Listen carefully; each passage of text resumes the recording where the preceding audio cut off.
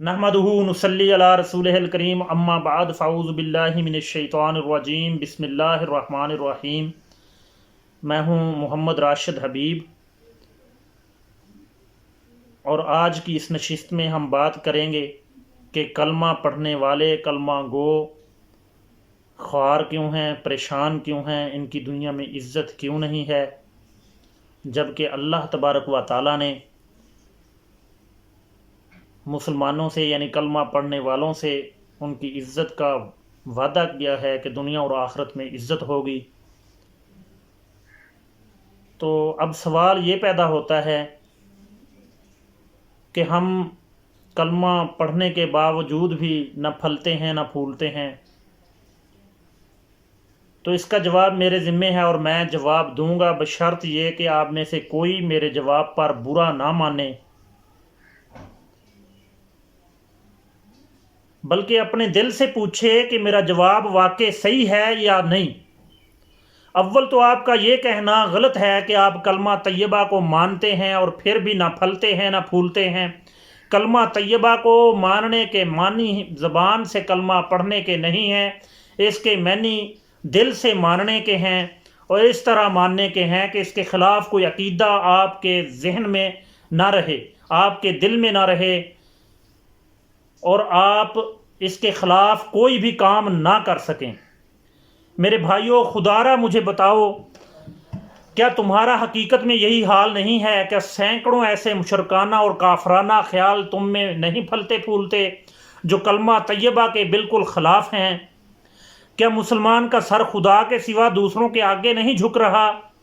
کیا مسلمان دوسروں سے خوف نہیں کھا رہا؟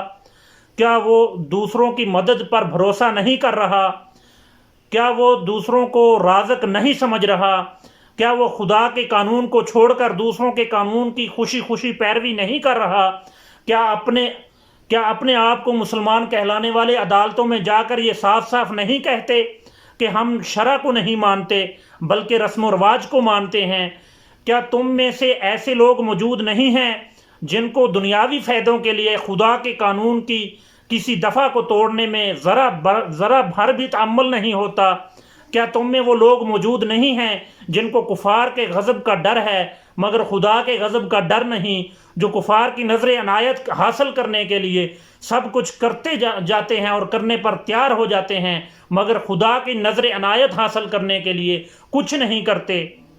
جو کفار کی حکومت کو حکومت سمجھتے ہیں اور خدا کی حکومت کے متعلق انہیں کبھی یاد بھی نہیں آتا کہ وہ بھی کہیں موجود ہے۔ خدا را سچ بتاؤ، یہ سچ نہیں ہے؟ کہ یہ واقع سچ نہیں ہے؟ اگر یہ سچ ہے پھر کس منہ سے کہتے ہو کہ ہم کلمہ طیبہ کو ماننے والے ہیں؟ اس کے باوجود ہم نہ پھلتے ہیں نہ پھولتے ہیں۔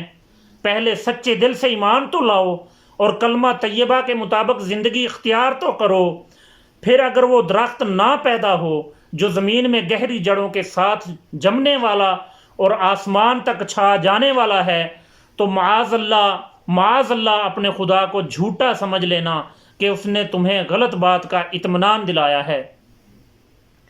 تو ناظرین، جن لوگوں نے کلمے کا حق ادا کیا ہے وہ تو ہمارے سامنے ہیں۔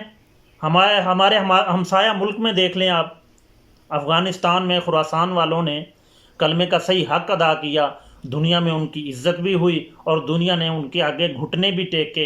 ایک سپر پاور جو اپنے آپ کو صاحب بہادر جانتا تھا، سب سے بڑا دلیر، سب سے بڑا ظالم، اس کے آگے گھٹنے ٹیک کے بیٹھا ہوا ہے۔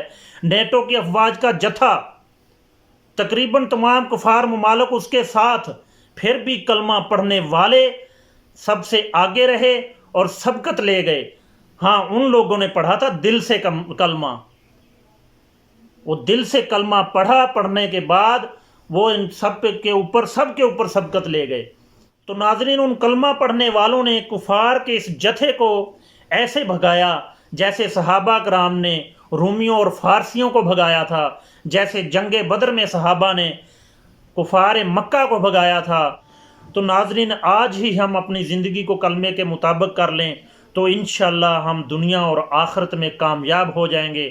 دنیا ہمارے قدم چومے گی اور آخرت میں ہمیں جنت الفردوس میں اعلیٰ مقام ملے گا۔